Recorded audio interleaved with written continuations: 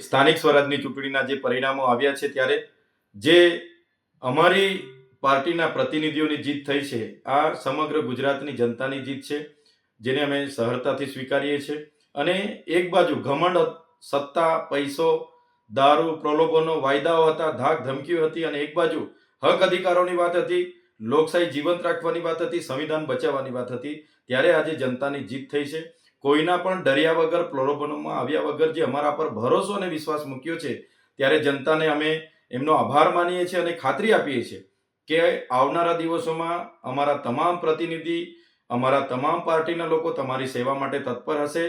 અને જે તમે અમારા પર ભરોસો મૂક્યો છે, આખા ગુજરાતમાં અમે બીજા ક્રમાંકે આવ્યા છે, ત્યારે આવનારા દિવસોમાં અમારી જ્યાં પણ ભૂમિકાની જરૂર હશે અમે જનતાની સેવામાં રહીશું. બધાનો ખૂબ ખૂબ આભાર. ધન્યવાદ. જોહાર.